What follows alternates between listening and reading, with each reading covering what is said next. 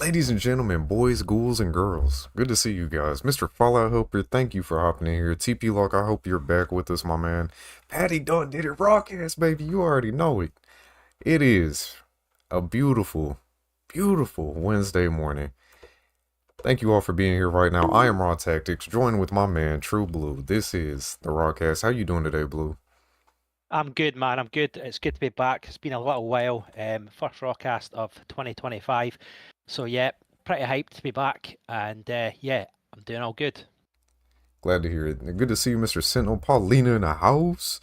Nice to see you guys. Don't start. Patty, I've had enough of that this morning. I apologize for that restream trying to use that. It was just not working this morning. There was a bunch of technical issues. Sorry for the delay. Sorry for the multiple notifications. We are working out some kinks with that. Thank you all for your patience with that. Like, I do greatly appreciate it. Blue and I both do. Blue, what have you been up to, man? What you been playing lately? Right, so what have I been playing? Well, as you know, we've been playing Battlefield 2042. We've been smashing that when we can in our spare time, just the usual stuff, multiplayer, infantry only, bit of vehicles. Well, actually, we've been playing a lot of vehicles, haven't we? We did some Yeah. infantry only servers, but we've been playing a lot of vehicles, so that's been good fun. I think a few people on the stream caught that, but yeah, we've been playing Battlefield 2042. Myself personally, I've been playing. I was talking to you off stream about it. I've been playing an old school game. Well, it's a remake, so I've been playing Golden Axe Returns, which is old school side-scrolling slash 'em up. What I'm addicted to at the minute, and it's ridiculous because there's so many AAA games out at the minute that you know it's baffling that I'm still playing old school games like Golden Axe remake. You know, a game that was like in the 90s, and I'm enjoying it more than some of the games at the minute. So yeah, I've been playing that, and I'm having great fun just playing on ultra difficulty, trying to beat the game. Yeah, good old hack and slash game. I've been playing. Well, I started again on Stalker 2 after all the updates and stuff, Nice. which we'll touch on a bit later on in terms of its state at the minute and things. But yeah, Stalker 2. I was playing Terminator. Resistance Dark Fate, which is like an RTS. I've been like flipping in and out between that and what was the other game I was playing? I can't remember the other game. Hang on a sec. I'll just check my desktop to see what I was playing. I think that's it actually. Oh no, I was playing Paint the Town Red, which is a good fun. That was Anka mentioned that to you as well. It's like absolute madness beat 'em up game where yeah, it's just carnage, and I've been playing that. I got it cheap on the Steam sale, so yeah, I think that's pretty much everything I've been playing actually. So yeah, Golden Axe Returns like mostly, but yeah, what about yourself, Raw? Of course, Battlefield with you. We've Fallout New Vegas, man. I've been doing a lot of challenge runs lately, like trying to take on the entirety of Camp McCarran, wipe the NCR from the face of the map, starting at level one, going in completely empty-handed, and only utilizing the resources available within McCarran's walls. So that was pretty fun. Um, what we We've actually beat the game several times now. Shout out to TK's Mantis again for that short. I didn't realize that you can actually beat the game with Father Elijah. Bro, 15 years and I have never seen that ending until his YouTube short on that. I never knew that either. I never knew that at all. I thought I'd done them all. I did the like Yeah. obviously the the Yeah. N- the NCR, the Caesar's Legion, doing it yourself, and then the Yes Man one as well, and then getting the Enclave involved. I did that. I thought I'd done it all, but clearly not. Yeah, I don't think we'll ever do it all. Shout out to the community for filling me in on this. Did you know that there's over like a quadrillion possible endings for that game? Like some ridiculously large number for possible endings. If you look at every potential ending slide and multiply all it, doing all the math, there's like ridiculous amounts of endings for that game. Honestly, I loved playing that. See, I'm probably going to go on a tangent here, but see New Vegas, like playing that game, and like siding with a faction, finishing the game. All I wanted to do was go back and go, right, what if I did it with this faction? Right. What if I made this? Right. Like that's what made New Vegas great, right? Like a lot of the time you're just constantly asking questions about different factions. You're always trying to delve deep into the lore, try and find out as much as you can. Just go back and see if you missed anything. And see a lot of games these days, they don't have that for me. I don't think I did like. I think you know, there's been a lot of times where I've been playing a game but I've not finished it. I think that's something we're going Right. to touch on later on, but I've never finished a few games recently that I've played, RPGs and things like that, because it's not really grabbed me, the story and like the lore and all that. There's been a few games like Stalker. I probably will be like that. I'll probably be going back to playing Stalker after I finish the game with a faction. Because right now, I've got to say that I've sided with the Ward. Like, so I'm doing that at the minute. I'm playing a bad character. Sorry, but we will be talking about Stalker later. But I'm playing as a bad character and just being just an absolute asshole. Just pretty much just take it like stealing gun, like on the road. Anybody I see, I shoot on sight and just take their stuff. Right. But yeah, I'm going on a tangent there. But New Vegas, like I'm gonna have to go back and play that because there's still things that there's questions that I still want answered, and a lot of the time I usually just go to the YouTube videos. Do you know what I mean? The likes of Oxhorn and all that, they do like they cover the factions, the lore, and all that. And if I want to find something Right. out, I'll go and check it out on there. But yeah, I mean, sorry, gone on a tangent, but yeah, New Vegas, I did not know about that ending, so that's another thing I probably need to check out. I want to see what the hell what was going on because I've not seen you playing the recent playthroughs. Do you know what I mean? The Right. Cat McCarran one. That'd be interesting. That must have been pretty hard because like NCR on the Yeah. like but they're not pushovers, like I mean. A lot of the guys in there, like some of the main characters in the on the camp Yeah. are pretty dicey. Yeah, for sure. Especially with the new CQC combat mod, the close quarter combat. That thing is crazy, bro. That is one of the best things to happen to New Vegas in a long time. Yeah, I've seen a bit of that. I've seen the close quarter stuff. I think you played it. What was the before you did the Cat McCarman? There was a couple of streams before, and I Right. seen you doing it, and it does look it's look pretty interesting. Bit janky, but it does look interesting. Well, on the theme of Fallout, let's hop into this Tim Kaine controversy. My God. I know this has kind of struck a nerve with you in some aspects. Do you want to lead into this? Yeah, so right, right off the bat, I love Tim Kaine, right? Obviously, he's created like Fallout 1 is my favorite game ever. Okay, so I love Tim Kaine and what he's done like for the Fallout series and stuff like that is, it's incredible. But recently, so it was today actually. He came out. Yeah. So he's got a YouTube channel, and he likes to do little videos with rambling and asking questions and stuff like that, and informing and being quite informative to the Fallout audience. So today's video, I've got an article up, so I'm gonna be reading mostly from the article just to get quotes and stuff. But yeah, so Fallout Co. Creator explains why devs struggle to give gamers what they want. So right off the bat, Rob, what does that mean to you? Like, I'm gonna say that again. So it explains why devs struggle to give gamers what they want. What's your first thoughts on that before we dive into it? Uh, they don't understand us. Like, I don't, they're not listening. Because I feel that a lot of us are kind of voicing our opinions and going in depth. That's kind of the point of the RawCast, you know? Yeah, absolutely. So yeah, just going further into it. So Fallout series co-creator Tim Kaine has he's like I just said, he's got a very active YouTube channel in which he shares insight from the perspective of a veteran game developer, which he is obviously. Recently he's been touching on the topic of how devs take feedback from fans. And his latest video, which was today, he gives players advice on how to tell devs what they want. But put simply, he feels that gamers spend too much time focusing on what they hate rather than what they like. He urges players to give better, more specific feedback to developers, telling them exactly what they want rather than just complaining about features that they don't want. Now, again, don't I love Tim Kaine, but that kind of struck a nerve with me because I don't agree with that. I disagree with that because, you know, obviously there are there's gamers out there that they're just hate gamers, aren't they? They just moan about everything. They'll be on social Yeah. media, they'll be on here, there, and everywhere, Uh, and they'll be complaining about stuff. And it's to the point that Tim's making that it's just hate and there's no constructive criticism. There's no, well, what can we do better, and positive feedback and stuff. However, when I go back, because he's saying that it's non-existent pretty much, right? But when I go back to stuff like Battlefield 4, for example, I was going to use this as an example. That launched in a shit state. It was awful, right?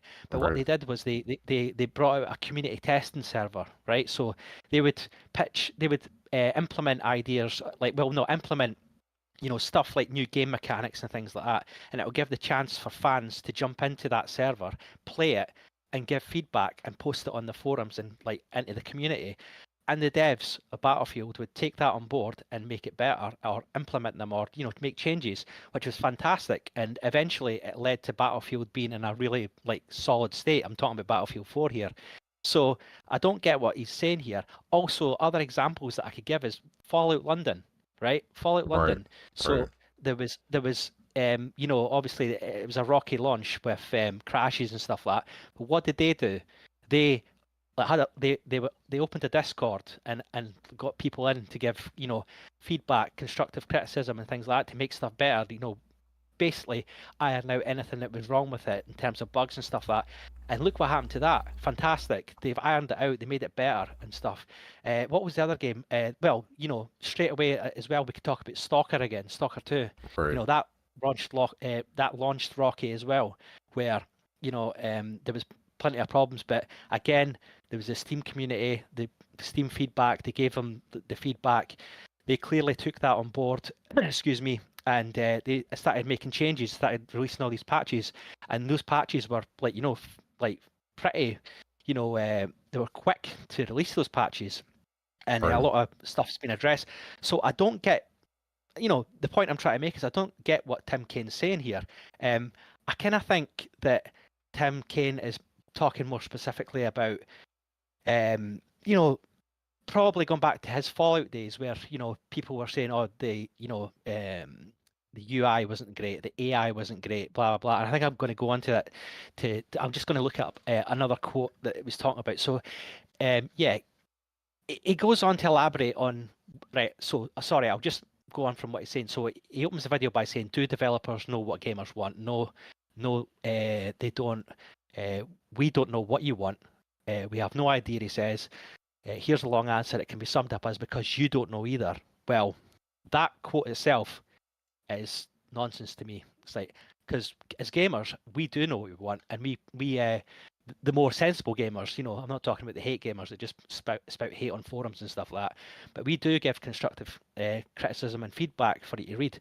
Right. He goes on to elaborate on what that means. He says, first off, many of you only tell developers what you hate. He explains, when you keep saying, "I hate this in games, I hate this feature, I hate these kind of characters and all that," great. What kind of characters do you want? If you hate sarcastic characters, well, guess what? There's an entire realm of non-sarcastic characters. But what is it you want? Well, what is it you want? Do you want funny characters? Do you want serious characters? And then, however, he says that players should also be more specific when explaining what they want. Even when you say what you want, you're often extraordinarily vague. Right. You will say, "I want a better game. I want better AI. I want better UI," like I was just saying. And Right. yeah, I'll just slide the better slider from okay to great on all those. And I think that to me is like very, I don't know, it's quite, I was going to say childish, but it's just the way it comes across. I don't think that's how your average normal gamer operates in terms of giving feedback, because I've seen a lot of like forums and stuff like that where like I said, the Battlefield forums, the Stalker forums, the Fallout London forums, where constructive criticism is good and it's been listened to, the feedback is good and improvements have been made. So I don't know where I don't know where he's come from this. Maybe this is coming from personal experiences from the games that he developed back in the day, and obviously social media wasn't as prevalent back then, and a lot of stuff that could have been corrected wasn't flagged up. Does that make sense, Raw? Do you know? Yeah. Yeah, first of all, let me catch up on chat. Thank you everybody for being here right now. Zalius, I see you out here. Mr. Fallout Hooper, Paul Denis, Patty Dunn did it. We got Coma in the building. We got Paulina in the house.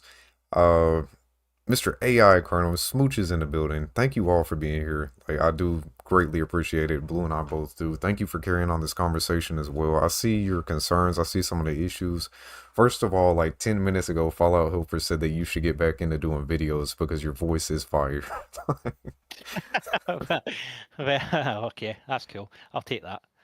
Um, saying you kind of agree with Tim Cain. Talked to him a couple weeks ago. I was trying to get some insight on some things for a video, and I understand what he means. I wouldn't say what we hate. I think he means we should say things we like too. I do get what he's saying. I get where he's coming from. The general population as gamers, right? Like generally speaking, we're so quick to jump on everything that we hate, and just again, what you were asking, Blue, we kind of leave a lot of stuff surface level. Like, I hate this, but we don't really go too deep into why we hate it. Or, like, he was trying to give that example with the UI element, saying that the UI is just bad, but what makes it bad? Like, what about it exactly do you hate? I get where he's coming from because a lot of people leave these topics at the surface level. We don't really give insight enough to the developers. But at the same time, I completely see where you're coming from. There are plenty of instances where the community has completely voiced their opinion. The devs have listened and responded and fixed the issues. But a whole nother perspective to this, like Zalius was just pointing out how he works, basically doing this exact kind of stuff. And there's a hierarchy, it's just like the military. The lower enlisted have to listen to the upper enlisted, even if the shots that they're calling don't necessarily make sense to us, like the ones above calling the shots. And that's how the game industry works. Obviously, you have the devs that have the ability and are the ones that actually go in and fix this, but they can only do so much. They can only do what they're allowed to do and what they're ordered to do to an extent. You know what I'm saying? And that's where modern gaming is at a complete fault. Um, Modern gaming, it's all cash ruled, like we've said so many times on this RawCast, in the past. Games used to be games made by gamers for gamers. Now it's games made by potentially gamers, but ran by corporate overlords, and everything's just for the fastest dollar possible. You know what I'm saying? Yeah, of course. But yeah, another issue is that everyone has a different idea of what a good game is. Do you know what I mean? Which he also touched upon in a video. I'm going to read a quote here. So, there's no possible way to make a game that will make all of you happy. He explains, I get that you, the individual, want what you want, the individual want. But you have to realize that you, the individual, are not very good at giving developers feedback, and you, the individual, are not everybody the game's being made for.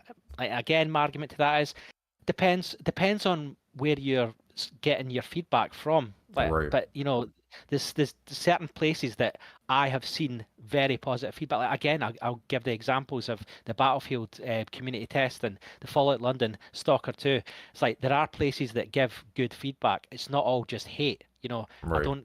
He might be looking in the wrong places, because I've seen websites and stuff like that where people have been polite, constructive, and the feedback is given both ways. There's a game I'm playing at the minute that's in early access called Total Conflict Resistance. It's an RTS stroke first person shooter, and their community is fantastic at the minute. Like, it's a small game, and it's still being worked on, like I said, early access.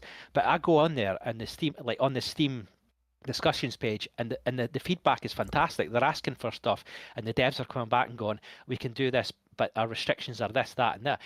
What needs to be done I think, is just clarity. I think a lot of information is being held. I know it's like sometimes information needs to be withheld, because it can compromise the game, etc., etc. But at the same time, you need to be communication with the gamers themselves is key, I think, in my opinion, and getting that to and fro feedback is vital. And like I said, that Total Conflict Resistance forum was was like, there's obviously a few trolls here and there, but and I would say about 80% of it is like, positive, and there's every update that comes out, there's stuff that's addressed and fixed, and to the joy of the gaming community. And you can see it on the forums that they're like, oh, they actually like message the devs to say, oh, nice one, that's a great change, this, that, and the next thing. So I don't get where like, Tim Kaine saying there's a lot of hate, it's always hate, but it isn't. I don't think it is.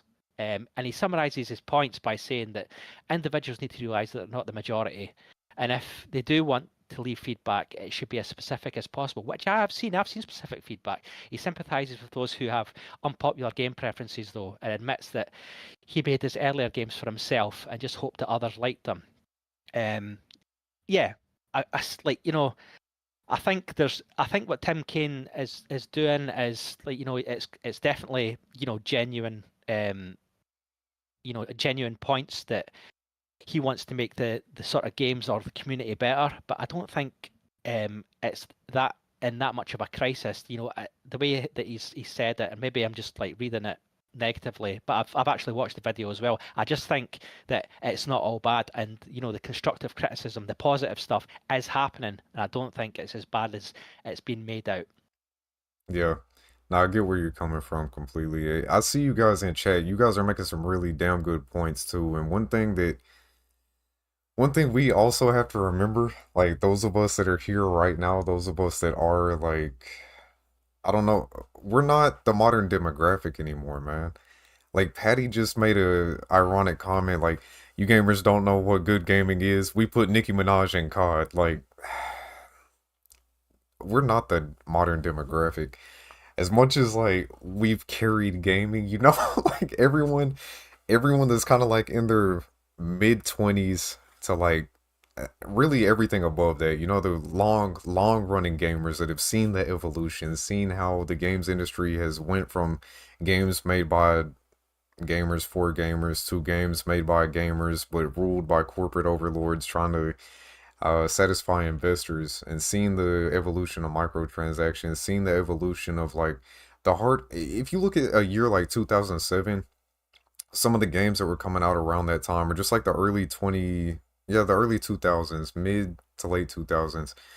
Uh, the games that were targeted more toward like the hardcore male audience that to please like the what's it always referred to as now? The oh my God.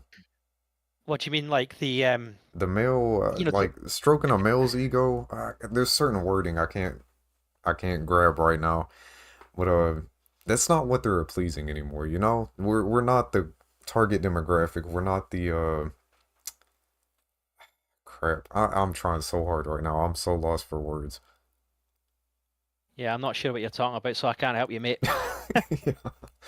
Yeah. You've lost me. Hopefully you But guys what kind of understand what I'm trying to say though, right? Like hopefully we're kind of on the same page. see, on a more like, if I'm going to be more brutally honest, then okay, so he's saying he doesn't know what gamers want. One clear way of seeing what gamers want is figures and finance. Do you know what I mean? We're talking, if your game is not doing well, it's clear gamers don't like it and don't want it. And I don't want to go Right. into it again too much, but there's certain things that are being pushed. There's certain things that you're being pandered to. The old DEI, the dreaded DEIs in there. And if people see that, they don't want that. Well, the majority of people don't want that. There's the mythical, modern audience that like to see these things that I've yet to see come to fruition. However, the figures and finances, don't lie. So, I mean, that's going another like flip side. That basically, I know Tim Kane's not going as deep as that, but that's one way of looking at it. Though, what do gamers want? Well, we'll see the sales figures. We'll see the sales figures of these games. We'll see how popular they are on Steam. See how many concurrent players are actually playing. But yeah, that's probably gone a bit too far in terms of what he's saying. But See, with that's one you thing. No, go ahead. Go ahead. with you mentioning Steam, that's another place. Like, granted, you're gonna see a lot of just troll comments and whatnot, but that is another place that I have seen some fantastic reviews of games. Like getting Yeah, so some I mean, genuine I've said that. feedback, go to the Steam tab under the game and just look at the community posts on it. You will find all the information you could ever dream of in there. Everything, every detail of what people love and hate. And that's obviously by the people that are actually playing it. You can see like people that have dumped hundreds, like dozens, hundreds, or even thousands of hours into a game and like pouring their hearts into these reviews. If you want genuine feedback, look at those. Like that's another problem. I saw a video on this. I cannot recall who it was from. I just watched one recently about, like, what we keep touching on. Companies are trying more and more to appease the masses, and when you try to please everybody, you end up pleasing nobody. And we see that again. Concord is that's an easy target, low hanging fruit, but it's a clear example of that. You know, like they try to please the masses, they're trying to copy and paste what's already been done, they're trying to be safe and target everyone. When the games that come out and appeal, I watch, bro. Okay, we're gonna skip ahead a little bit to Kingdom Come Deliverance 2, right? Just briefly. Kingdom Come Deliverance 2 is coming out. That game, when it first dropped, it was being slandered. What Culture Gaming just released a video on this. Is completely relevant. They more or less, to summarize from what I understood after the first several minutes of the game, it was more or less Kingdom Come Deliverance 1 came out, it was out of nowhere. It was a completely obscure game that was more hardcore, more oriented in fact rather than fiction, and it wasn't made for the general population. They didn't really see it going anywhere. They didn't see it a being pleasing to the masses, and they couldn't really recommend the game. But oh, now Kingdom Come Deliverance 2 is coming out, and it's it's getting a whole lot of traction. So I can't believe that I felt like Kingdom Come Deliverance 1 wasn't gonna succeed like that. I lost myself right there. I kind of got off track. But anyway, Kingdom Come Deliverance wasn't made to please the masses. It was made for a certain demographic. The people that like the hardcore action role-playing games, the people that like a rich narrative-driven experience, something that's more down to earth. And that game ended up succeeding. That game ended up doing extremely well. I mean, you keep talking about Stalker. Stalker's another example of that. Stalker was never made to please the masses. Stalker was made for the hardcore fan base, the people that want that gritty experience, and to kind of also to kind of showcase what Ukraine is capable of. I understand that aspect of it as well, you know. But these games that what there's so many examples that we could cover right here. The games that don't target the masses but have a certain demographic. We need more games like that. These companies keep going for larger and larger games. And another quick side tangent. There was an article pushed out from an interview with Josh Sawyer. Uh, Josh Sawyer, for those of you don't know, is a long-time RPG veteran, Fallout veteran. Like he was there with Tim Cain doing a lot of this shit, right? If I'm not mistaken, right, Blue? Like, Yeah, yeah, yeah. um, in this article, some of the stuff that he was talking about, I don't necessarily agree with everything he's saying here, but I do understand at the same time. If I get very deep into a game, I get 80% of the way through, I want to see it through. But if I have an enjoyable experience out of it, I don't need to finish it. That's not even what's important. Um, That's just what I was saying earlier. It's yeah, like a lot of games that I've played, RPGs, I've not finished them. However, I have enjoyed the hell out of them. And it's, you know, that's testament to how good a game is, really. Like, for right, example, I'm going to use The Witcher 3. I'm going to use The Witcher 3. I finished it, but it took me forever to finish that game. I was so like engrossed in the side quests and stuff like that. Side quests were so well written. You know what I'm talking about, Robert. Like some of right. these side quests. I mean, I remember the Baron side quest. Man, that was mental. That was crazy. But I spent a lot of the time. It's the same with Fallout and things like that. I spent a lot of the time just doing my thing. Skyrim, Oblivion, just doing my own thing. Where I would wander around and I'll do it, and I'll be having a positive, enjoyable experience. And it didn't matter if I finished it or not, because every time I jumped into that game, I was having some sort of positive playthrough. Like if I was playing, I don't know, I could be playing as a stealthy archer or whatever. Do you know what I mean? And I would Right. just be stalking the landscape and looking for targets and stuff like that, looking for bandits to kill. Doing side quests. But then I could be playing as a mage. You get the picture, right? You know what I mean? There's Yeah. loads of different play styles, and you obviously the side quests and stuff like that. I'm kind of doing that with Stalker 2 at the minute as well, playing as the bad guy. And I'm having a good time. I'm not even thinking about the main quest. I'm doing a side quest here and there, and it's not always important to finish the game as long as you're having fun, right? As long as you pick up if you're, switching the game on, you picking up the controller or using the mouse, whatever, mouse and keyboard, and you're having an enjoyable experience, that's really all that matters, isn't it? It doesn't matter if you finish the game. It's like, as long as you're during your playtime, you're having a good time, and you can go back to it, and the game actually draws you back in. You want to play that game again. You're like trying. You're If you're at work or whatever, you're thinking about, oh, great, I'm going to go back and I'm going to, you know, tackle this quest. I'm going to do this next time, and you know what I mean. That's the sort of thing. So I agree with it's Josh Sawyer you're talking about, right? Right, right.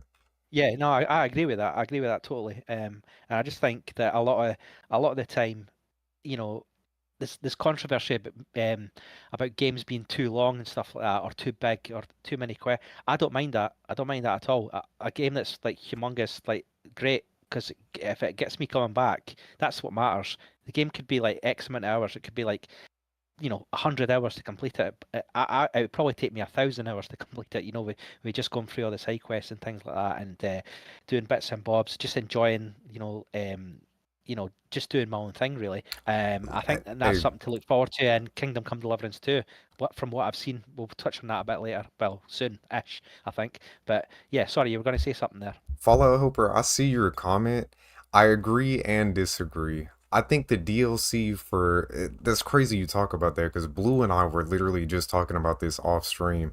He's talking about The Last of Us 1, right? He said The Last of Us 1 was an amazing game, and then the DLC, what is it? The Left Behind Left DLC? Behind, yeah, Yeah. yeah, yeah. Left Behind came out and it tried to be too inclusive. Yes and no. I still enjoyed the story of that though. I enjoyed it for the most part. You know, it wasn't quite base game level content, but it was still good. The Last of Us Part 2 is where they just bro, they went all in on that. You know, like they went completely overboard on or inclusivity, not exclusivity. They went completely overboard on that, and that's where I feel they lost a lot of their traction because that was more the forefront. Again, like we've said so many times around here, I don't care who you are. I don't care what your preferences are. I don't care about any, especially in games, you know, like Arcade Gannon. We just went and I flirted with Arcade Gannon and picked him up as a companion just the other day on stream. It's not the main principle of who he is. That's not like his main thing is like, that wasn't the forefront of Fallout New Vegas was just like, hey, look, we got this type of person in the game. That's where I feel The Last of Us 2 really lost a lot of people and lost a lot of traction is because that was the primary focus. That was like the targeted the advertisements and everything were more heavily targeted on that, like appeasing the demographics that they were trying to appease.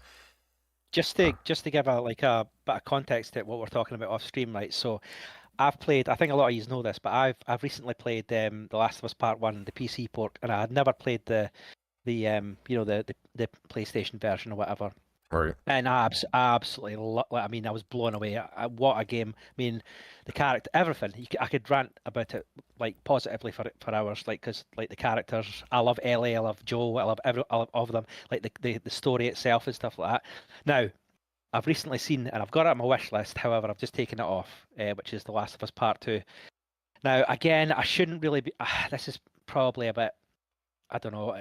I shouldn't really be doing this, but I watched videos and I watched a video of a trusted YouTuber I really like, and it was a 30-minute, basically spiel and review of The Last of Us Part Two, and the stuff that I saw in it, and what I was, and I trust this guy as well. I am now not going to buy it because I've seen what Neil Druckmann's done, and right, the messages he was pushing during it, and it's just I seen that Joel dies within like the first early in the story, and I'm just like, no, what is going on there? Like again, I've I've only I've only played it not long ago as well, the first one, and to see Joel die, and then I seen the characters and how certain messages are being pushed and stuff like that. The gameplay and all that it looks solid. It looks like much improved. The mechanics and all that. What I've seen is just it looks great in terms of gameplay and that. However, bro, there's a certain line in it as well. Was it the bigot sandwich line? I'm like, right, right, get out. It's like, what is that? And then, because that's not Ellie at all, is it? Like the Ellie from the first game to the Ellie to the second game. I know she's grown up, right? But at the same time, that just, I don't know. There's something that just took away a bit of magic for me there from the first game. Do you know what I mean? I was like, right. that's, and then every 2 minutes, it's like, oh, Ellie's gay. Oh, another reminder. Ellie's gay. It's like, Yeah, yeah, yeah, yeah, I get it. Right, Ellie is gay. I get it. Not a problem. Let's move on, shall we? And then the guys in it that seem to just like get like all the men in it just get killed, don't they? Yeah. like every single guy in it just gets killed, and it's very, very female orientated, which I don't mind. It's great, but it's like, right, come on, I get this. I get this sort of the message that's been sort of pushed here. Just calm it down a bit and continue with the. Let's just concentrate on a nice immersive story like the first one, like a gripping story that makes you actually want to play the game. And again, I've not played it, and I'm probably a bit naive. Like, I mean, I'm probably jumping the gun, but I'm probably not going to play that game. I'm not, because I've just seen too much that would put me off playing the game. I think that's it'll just spoil it for me. Also, may I add, sorry, we weren't even going to cover The Last of Us, but Yeah. the TV show, right? I had to switch Yeah. that off. I had to switch that off. The character, right? Again, I'm probably going to get some stick for this, but the character, the character choices, the actor choices in that it absolutely bamboozles me. It's Yeah. meant, like, that is insane. That is really insane. I've seen Paul Denny in the chat. That's insane. No, the character choices in that I was like, no, no, no way. I had to switch it off. So yeah, there's my little there's the money on The Last of Us Part Two. It'll take. I might buy it when it's really cheap on sale. I might try it, Yeah. right? But at the time, from what I've seen, it's a no from me at the minute. But again, maybe I should be.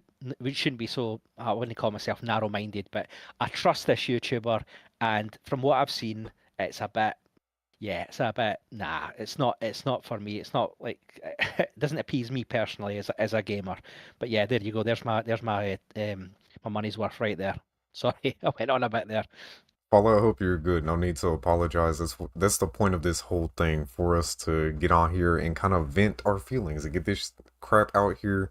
See how the rest of the gaming community responds to this. And shout out to Zalius. Bro, I didn't even realize that. Did you see what he said in chat? The irony is that most masculine and awesome storytelling was by Amy Hennig. Forgive me if I'm butchering that. Of Crystal Dynamic and Naughty Dog, who wrote Soul Reaver, Uncharted, and The Last of Us 1. Then Neil Druckmann takes over and Naughty Dog goes woke. That's crazy. The Last of Us Yeah, 1 was written by a woman and The Last of Us 2 was written by a man.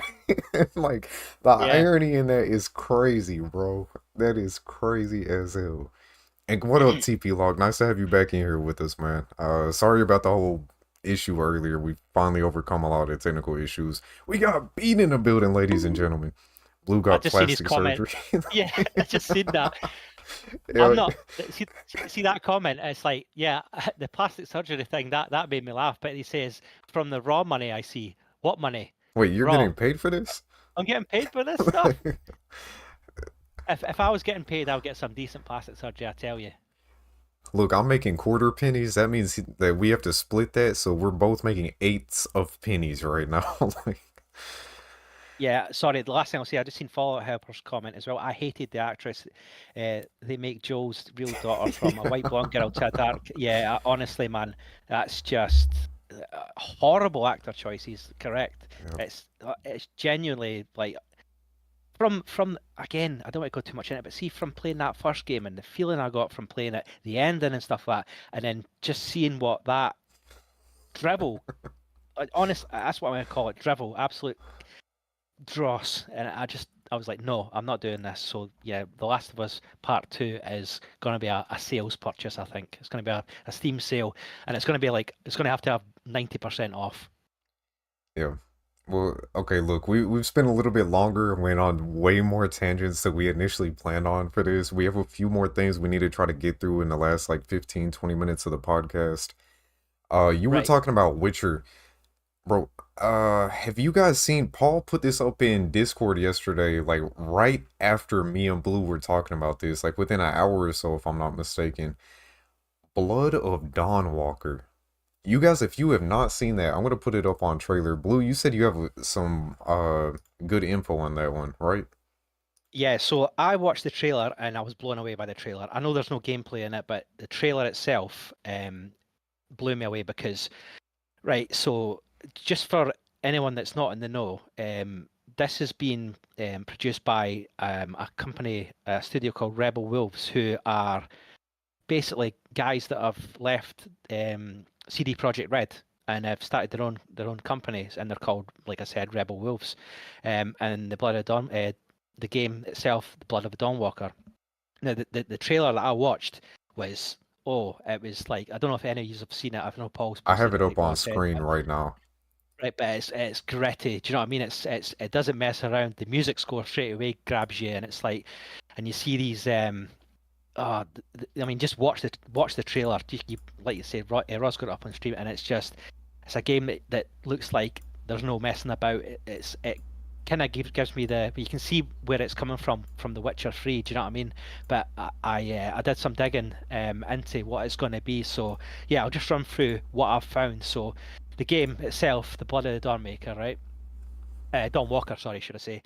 So it's a new single player, third-person fantasy action RPG, and like I said, it's led by former Witcher 3 game developer, and I'm not gonna even attempt to pronounce these names, right? So it looks like they're two brothers. So it's Conrad and Matthias. I'm not attempting the second name. I'm going to butcher it, but both of them are ex. So the first one, Conrad, he's the former Witcher 3 game director, and the other guy, Matthias, he's the ex-Witcher 3 and Cyberpunk Quest director. So those two are part of Rebel Wolves, and it started its development over 2 years ago in the Unreal Engine 5. Full gameplay reveal coming in summer 2025, so I'm really looking forward to that. It's focused on narrative sandbox. No two playthroughs will be identical, which is great to hear. It takes place in a place called Vale Sangora in the 14th century medieval Europe. And the setting has been ravaged by plague, famine, and social disorder. So already you kind of get Witcher 3 vibes, right? That sort of environment, it's kind of war Yes. torn, and like Yes. it's a bad place. Inspired by Eastern European architecture and culture, Polish log houses, Ukrainian and Balkan clothing, with Romanian defensive churches and more. The world has been watched. So essentially, the world has been watched by vampires in the shadows, waiting to strike and make their move when humanity is at its lowest, and to overthrow the feudal lords. There's a day and night cycle which plays a big role. Wanted the world and villages and buildings to feel like a different place after sunset. So I mean, loads of atmosphere there, definitely. You play as Cain, who becomes a Dawnwalker, not human, not vampire, something in between, apparently. Can traverse both worlds of humanity and creatures of the night. So, I mean, that sounds really interesting to me. Like, you fight with swords and weapons by day, and you can use vampire abilities in combat at night and explore the environment, etc. You have 30. So this is interesting as well. So this is giving me Fallout 1 vibes. So you have a 30 in-game days and 30 nights to save your family. So there's a time limit. Oh, that's So there's a crazy. what? So there's a wanted sense of urgency. When you complete an objective / quest, time moves forward, but time doesn't pass in real world time. You can manage it, how you use time as a resource, which is very interesting. So I'm wondering how they're going to pull that off. You meet many characters through the game with their own goals and ambitions, which you make friends, or you can put in opposition to them. There's a blood hunger gameplay mechanic where you need to feed throughout your playthrough. If you talk to someone and have gone long without feeding, you might lose control and eat them, even your best That's friend in the game. crazy. Yeah, that's great. So the vampire design in the world, listen to this. This is great. So the vampire design in this world, the vampire's teeth don't stop growing. So older vampires have a lot more teeth. They aren't visible at first, but can extend as their mouths open. Little details like that. It's great. Vampires are led by Brennix, a super powerful old vampire that wants to change the world. He's got twisted old religious beliefs and took advantage of the social turmoil at the time to turn himself into a sort of Masonic figure. What else have we got there? The vampire's leadership. It's not black and white, but more grey, as they overthrew violent and corrupt feudal lords, like I said, but also will kill and eat people, conduct blood masses at churches, etc. So it is proper dark. There's a lot of Yeah. carnage going on in there. Last thing on this as well. The last thing I found out is Brennus is a sort of active antagonist, so he will react to your actions and decisions, and will set edicts in the game where where they'll become obstacles to the player, like kind of like military checkpoints, etc. So going through all that, I mean, that sounds deadly interesting for me. I Yes, mean, again, yes. it's like I said, made by former Witcher 3 guys, and you can tell by that trailer, you can see it straight away if you You hear can the feel music it, score. bro. Like you can feel Yeah, it. You guys couldn't hear it on stream, obviously. The musical score in the background is, oh my God, especially right there at the end of the trailer. It is so Witcher. Like you could tell it's the same ones that made that. I'm so excited for this game. Came up out of but nowhere for me. also like you see how violent and they don't hold back. There's like bits in it where those guards are getting ripped to pieces by these vampires, and it looks very it's going to get you on the edge of your seat and on edge of your seat, and it's going to be. I reckon it's going to be an emotional roller coaster just from looking at that trailer. But like I said, the Oh, gameplay, the full gameplay reveal will be coming in summer 2025. So right. the Blood of the Dawnwalker, that's one to look forward to definitely It's by looking like Rebel Wolves. it's looking like they probably won't come out until 2026 or later, with them not even releasing like gameplay footage until 20 like mid this year, you know. I wouldn't expect to see that until next year. Um Shout out, I completely missed it. We were looking at the trailer and Blue was rambling on. No, You call shout that out. rambling? No, That was bro, informative, mate. I'm poking Rambling. fun. How I'm dare you? poking fun. You are more than good, my man. That was some great commentary. Thank you. Smooches, shout out for that super fat $2 super chat. Nice to have you here with us. Thank you all for being here. Good to see you, Mr. Void. You are late as can be. We're actually just wrapping up the show. No, I'm kidding. You're not that late, but good to see you in here, boys. Shout out to everyone in chat right now. He said latency is back. Hell yeah. Oh no. Uh, you think Dying Light the Probably. Beast will be game of the year? Now that's a hot take.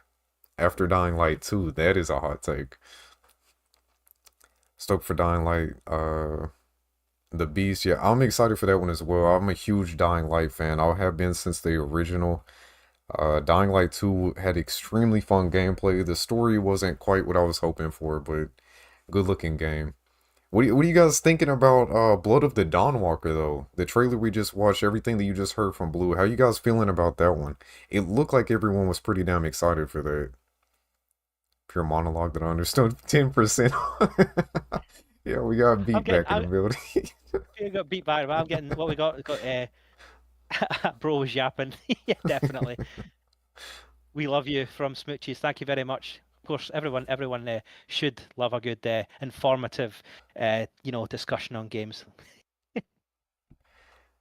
No, bro, it was awesome. Like I really am poking fun. You already know the community we have around here. That was great. Um, Yeah, just watch yourself in future. All right. yeah, got you.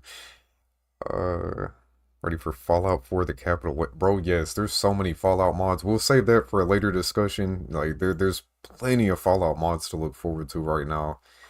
Um, let's see. So yeah, we got Blood of the Dawnwalker taken care of. We've talked on Stalker 2 a lot today. We were gonna touch on like the well, shout out TP Lock. Hopefully you're still with us. TP Lock was the winner of the Stalker 2 giveaway. Congratulations on that. Hopefully you get to play that sometime relatively soon, my man. Um, Blue, again, you want to ramble on about Stalker? I mean, we can really keep Stalker update brief. We're really late to the party on Stalker 2's update. They've done a lot to fix the crashing issues. I know personally, last time that we played it, I don't think we Thank you, experienced kind a single sir. cat. Whoa, my Love the true man, blue. super fat $2 super chat from Mr. Smooches saying love for True Blue. My man, I will be sure to Oh send that to him. That one's going directly no, to Blue. no, don't. You can keep that, my man. You can keep that definitely to your channel. I don't Ah, need man, that. we wouldn't have a RawCast without you. It wouldn't be the same. No, thanks very much, Smoochies. Much appreciated. But that's going to Raw. No, arms for the poor. Yeah. So anyway, Stalker 2. And, oh, sorry, just a quick one. I noticed Sentinel just mentioned State of Decay 2. Now that is a honestly, I think I'm pretty sure you downloaded that, right? You've got it. Yeah, I do. I do. I I I've got that. That's another phenomenal game. I don't want to go too much into it because I could ramble about that for a while. But yeah, no, that's definitely something something to check out, and I think it's something that we should maybe try and play because obviously co-op and stuff. But yeah, Right. right, okay, Stalker 2. So, I think the majority of people know that I stopped playing it because of the not because of the state it was in, but I didn't want to be I didn't want my immersion to be broken up and stuff like that, particularly with the AI being as bad and things like that.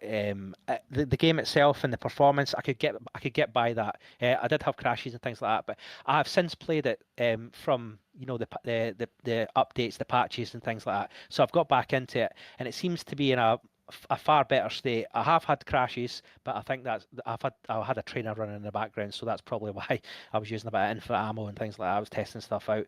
But yeah, the game itself runs better. I did tweak a few settings. I did go on YouTube and find a settings guide and like a few things. Like I think I was mentioning a Euro about foliage and things like that. Like and shadows and things like that. I toned them down a bit. I've been trying to play in 4K 2160, Right. trying to get 60 FPS, and I've been getting that for the most part. Like town areas and stuff like that. They still need to fix that because it's one of those with my GPU is going 10 to the dozen. It's like 90% use, but my CPU is like only 30% getting used 30%. So there's definitely something wrong there, and I think it'll be addressed soon enough. But my like I was saying before, I've just been playing the game in terms of wandering around, doing my own thing, playing as a bad character, and I've seen big improvements, particularly in the AI. A lot of stuff. You didn't get these enemies that are just spawning out of nowhere, and you take on a military base, clear the place, and before you know it, there was what do you call it?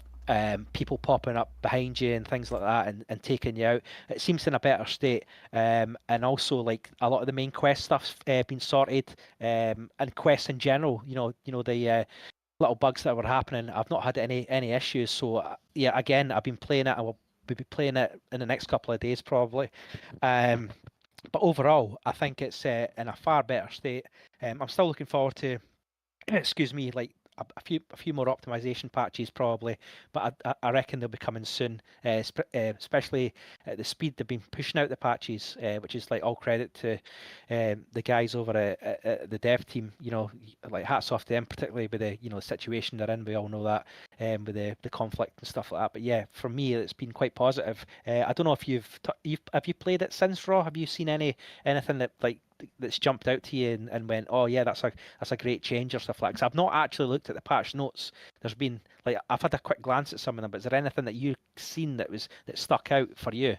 I mean, not really. The game was just more stable. That was about it. It seemed like I had better frame times, and the game didn't crash last time we played it. I definitely need to go back. I haven't been playing it on stream like whatsoever. That's something I do want to get back to, but you already know how that goes. We got a busy schedule over here. We got some really hot takes in the comments too. We're gonna save GTA's discussion for a later date. We got some crazy hot takes in the comments, and I hope to have you guys back with us when we do start talking about GTA again. Have you been looking at chat, Blue? I'm just having a quick scan now. So what we got? So let's have a look. I'm gonna go down here and have a look. State of Decay. So yeah, Sentinel saying for sure, True Blue. Hopefully you get State of Decay 2 in the future and Yeah. Tactics. Well, I've got it. I've got the Juggernaut edition. State of Decay. I had it. I've had it for years, so I've been playing it. So I've got a save game that I've built up a base, and I've got all the ammo. I've got all my guns. Like my guys totally kitted out with there's the special military guys. Is it Talon or whatever? No, that's Fallout, and but there's I can't remember the name of the guys, but I've got all their unique weapons and stuff like that, and it's great fun. It's so good. What else we got? Fallout 5 before my son makes me a grandfather. Yeah, definitely, Paul. Yeah. I agree with that. What else we got? Smooches saving fun later. I'll blow your mind. But 100% Saying accident. GTA 5 or GTA as a franchise is overrated. Saying Oh, that's GTA 6 is gonna be oh. garbage. Got some hot takes in the comments. We're definitely gonna have to revisit GTA for a future RawCast. Yeah, oh my God. Yeah, GTA. I mean, that's going to be interesting to see how that turns out as well. See how, that hopefully that doesn't go down the road of The Last of Us Part 2. Do you know what I mean? I don't Yeah. know how that's going to go down, especially with this with it being 2025, etc. See how toned down it is, or if not toned down. I mean, you know what I mean? It might be they might go full ham and like shock us all, but I'm not Yeah. counting on it. I'm I'm cautiously hopeful for that one. Like GTA, I mean Rockstar in general have always pushed the edge on that. You know, like Manhunt, The War, all these games we've looked at, all the games that you could think of, they always look and focus more on the darker, the the grittier and the trashier side of modern society. You know what I'm saying? Like I'm hoping Yeah. that they do maintain that. I get where you're coming from. Um, cause shit, when they all focused Spe on was online. Yeah, yeah. right. So like this will probably go into a nice little segue because a lot of people are talking Fallout 5. Now, let's talk Atomfall, shall we? Yeah. Oh man, we saw Atomfall, Kingdom Come Deliverance 2, Oblivion. We're gonna have to wrap this up. We've been live about an hour already. We can go Okay. through these quick, but yes, Atomfall. Those of you that are What do you want? unaware. What do you want to? What would you rather do? What do you want to do? Because I'm easy. Maybe save Atomfall for another one, or we can do Kingdom Come, whatever you want to do. I mean, real quick, we could touch Atomfall. Atomfall just released a new trailer. You guys that have been around, seen some of the earlier RawCast and heard us talk about it.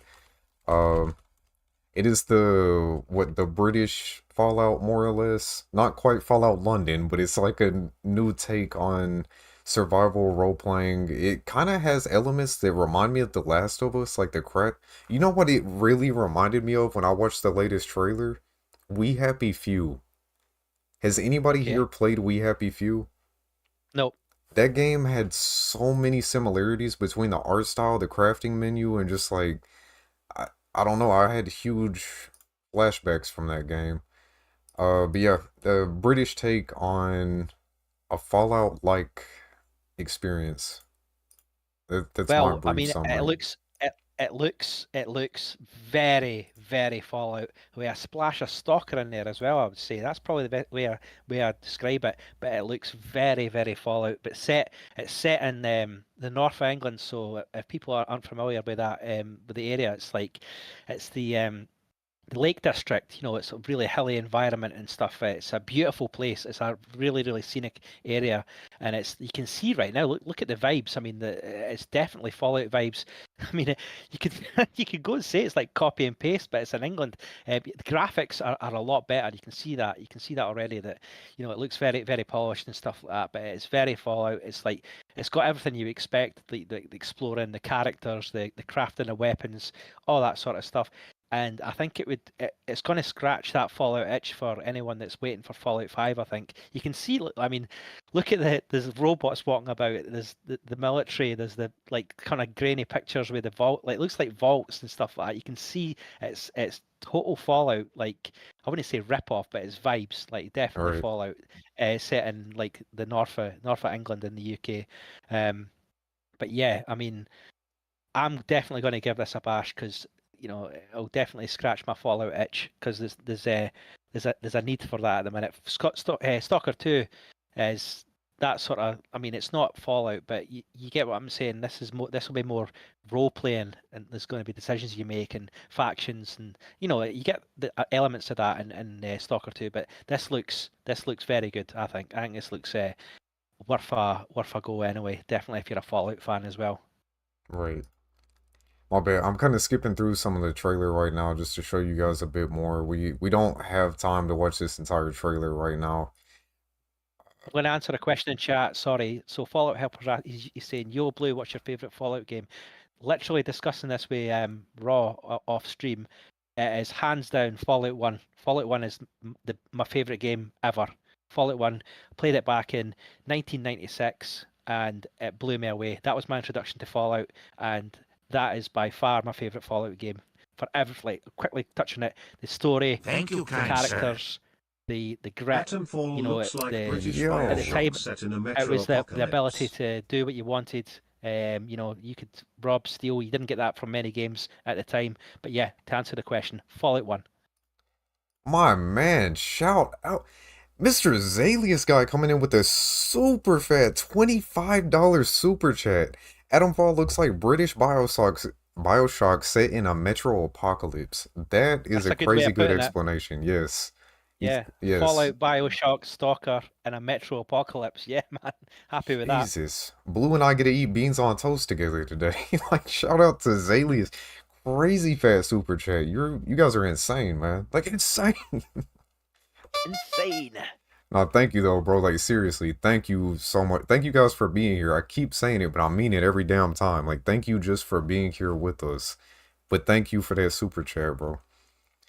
Uh, again, we gotta kind of wrap this up. That is the perfect explanation of what Atomfall looks like. British Bioshock. I said Bioshock again. Bioshock Guys, set in Metro Apocalypse. have you got a sock in your mouth? Yeah, I might as well. Might as well. Okay, next up, we were gonna talk about Kingdom Come Deliverance 2 update. I think we're gonna save some more like deep dive on that. Again, I know pretty much everyone here is aware. If there's anyone watching that is not aware, I'm giving away a copy of Kingdom Come Deliverance 2 on stream for Steam on its release date, which I believe stateside it comes out on the 4th of February, right? Something like that. It's like the 4th or 5th. I have a YouTube short. If you're new here, be sure to check that out. Enter for your chance to win that giveaway. Shout out again, TP Log winning the last giveaway. Um, we will cover Kingdom Come Deliverance 2 news in the next one. There's been a lot coming out just extremely briefly. It's looking good. Everyone seems like they're really enjoying the game. It could just be hype, but I'm hopeful. This is one game that like I truly believe this is gonna be my game of the year. I believe this is gonna be it. It's gonna be hard to top this one if it's not. Also the Oblivion remake. I wanted to go deeper into this. Just so you guys know, we have been saying that there's two things coming out. You have the Oblivion remaster, from Bethesda. Well, that's actually going to be a remake. It's not just a remaster. We also have Sky Oblivion from the modding team. Sky Oblivion is taking modernizing all of Oblivion in Skyrim's engine with overhauled graphics, overhauled gameplay, overhauled dungeons. They're updating the dungeons so they're not all just copy and pasted from where Bethesda was an extremely small team at that time. They're updating how boss fight mechanics works, and different bosses are gonna have different mechanics, and it's not just gonna be like flailing swords around and like typical old school Oblivion combat. It's gonna be completely revolutionized. We thought that what Bethesda has been working on was nothing more than a facelift, right? Like we thought that it was just gonna be new textures and stuff added, a little bit of like improved lighting or whatever on the Oblivion remake that's been getting leaked. Well, it's been officially leaked that it's more than just that. Apparently, they are going in. Let me pull up this article. So according to this article, I am on IGN's website. This was written by Wesley Winpool. As as reported by Moist, the guy that actually leaked this information, blocking, Moist. yeah, blocking was changed since action games and Souls-like in mind because their original system was too quote-unquote boring and frustrating. Sneak icons are now allegedly highlighted, with damage calculation revamped.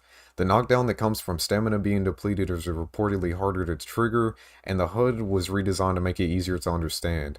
Elsewhere, hit reactions were added to make response clearer, and archery was reportedly modernized in both first and third person perspectives.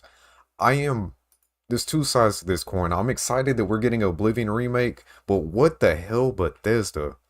What the Fallout 4 update as soon as Fallout London's about to drop?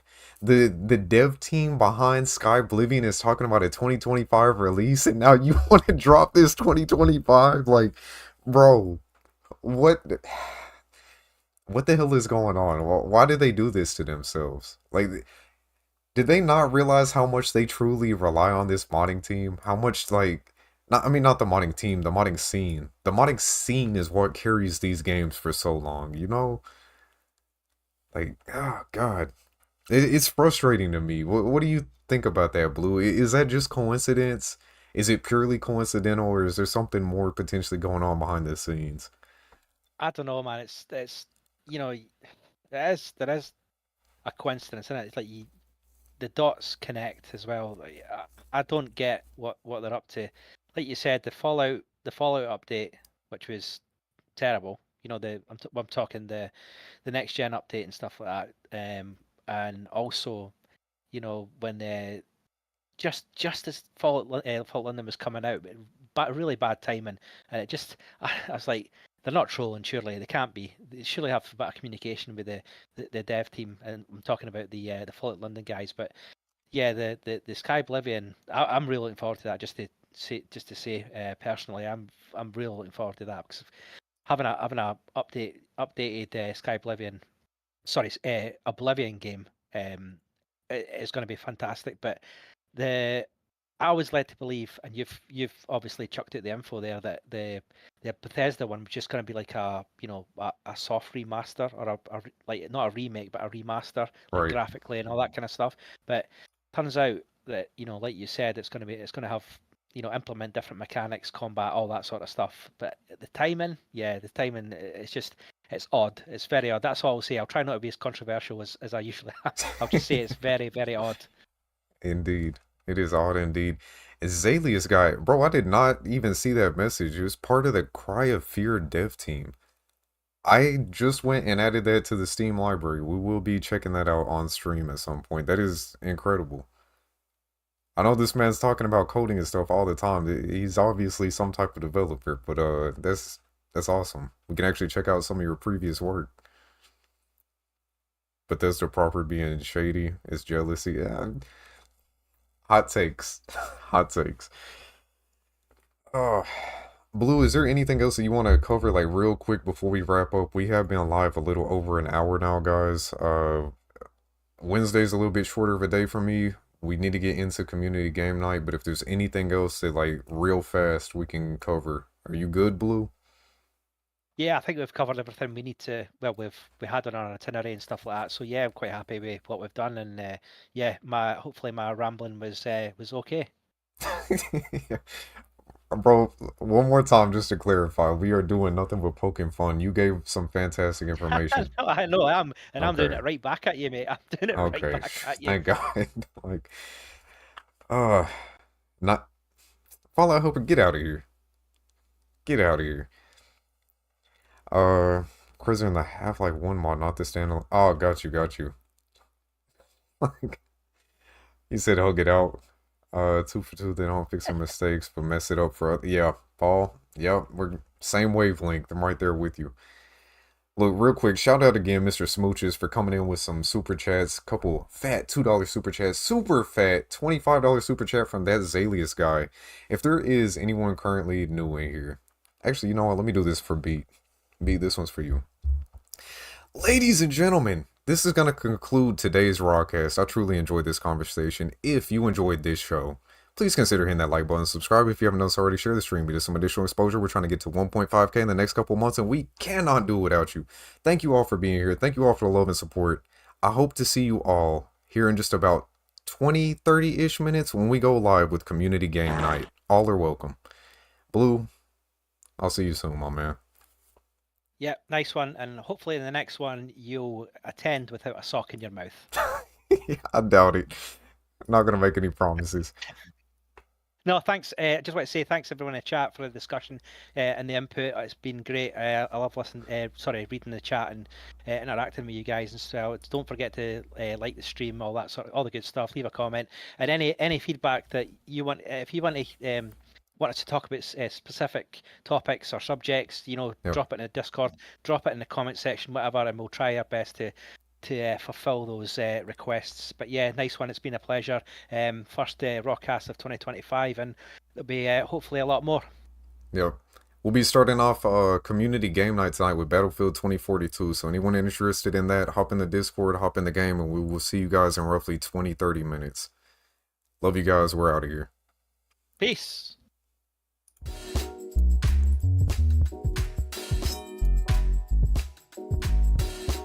Live in stereo.